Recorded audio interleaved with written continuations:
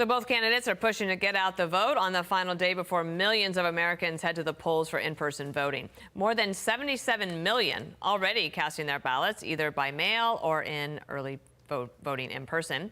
And with 19 electoral votes, Pennsylvania is getting a lot of attention today. Chief political analyst Brit Hume is with us here. The New York Times has a headline that says, in Pennsylvania, Republicans stress optimism while Democrats just stress. Is that typical, or does that tell you anything? I don't think it tells us very much. I mean, the mood of the campaigns is interesting at a certain point. In fact, actually, Dana, when we used to cover these things the old-fashioned way before there were so many polls, we would really care about that. You'd look at, you'd go to rallies and you'd talk to the campaign managers and so on, and you'd pick up a sense of their optimism. And of course, they have internal data that they don't publish. And they oftentimes, I often used to tell you something. Nowadays, we're so swamped with polls, and the polls, over time have been reasonably helpful. So what we do is we start with the polls and work back, right? And I think, with the polling troubles we've had in the last two cycles, that might no longer be the best way to do it. I think it's an excellent point. I mean, you used to gauge it by the attitude, the energy, the enthusiasm, the message. Right. How he or she was feeling or acting on a particular day. You'd see a candidate who's campaigning on one thing and then switches to something else at a certain stage. Sometimes a candidate can find a message and go with it, and you can sense whether it's working. And sometimes they're changing because what they're doing isn't working, and that tells you they think they're in trouble.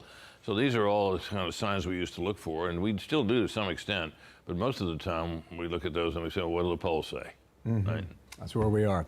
Here's Vivek Ramaswamy on the youth vote, Gen Z, with Jesse. In particular, I think one thing that's going to swing this election, unlike any other, is Gen Z turnout, especially in places like Pennsylvania. If they come out in droves, and what I'm seeing is a big turn amongst young voters to Trump in a way that hasn't been true for Republicans in a generation, if not ever. And if they actually show up, these first-time so-called low-propensity voters, I think that could be the margin here. If they don't show up, I think it's a different story. People who are 25 and under, typically they're in the low margins for those who vote. The other thing to consider is that registration gains that Republicans have made in these battleground states, they really think it could be the secret sauce on Tuesday. Well, if you're looking for a broad overall trend in this election, and you hear that Republicans' growth in registration has been much greater in key places than the Democrats, you would think that was really a telltale sign. And now what we're hearing is, you saw also high early vote turnout by Republicans, much higher than before. You would normally think of that as a sign. And yet some Democrats are saying, well, they're just cannibalizing their election day vote. I've heard that before. I heard that from Republicans 4 years ago, right, about the early vote when Democrats were doing better in it. Republicans said, oh, it's just cannibalizing the election day vote. We vote on election day. Well, Republicans figured out that getting them out early is a good idea, and they're doing it this time. A pretty good spin cycle. Yeah, and also I'm really interested in seeing how the political realignment that we're living through plays out tomorrow night, like with the union vote, for example, or the big gender gap between men and women, and also the population changes, especially since COVID. A lot of people moving into North Carolina, but also they've lost 270,000 Democrats, they say, in North Carolina. So it feels like maybe the board has been upended.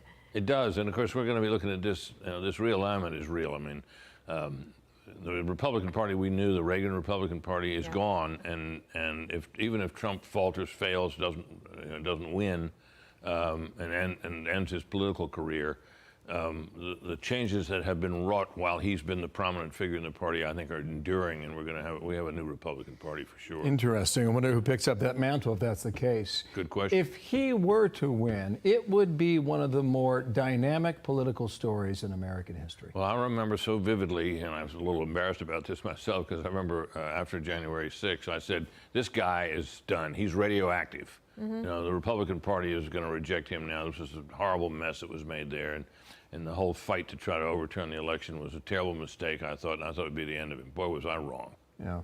Likewise, if she wins, it's history also. Oh, I should say so. First black, first woman. I mean, first black woman, first woman. And don't forget the switcheroo.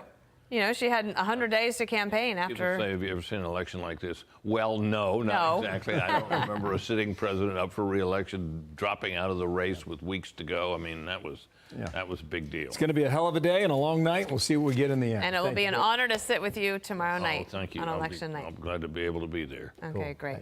I'm Steve Ducey. I'm Brian Kilmeade. And I'm Ainsley Earhart. And click here to subscribe to the Fox News YouTube page to catch our hottest interviews and most compelling analysis.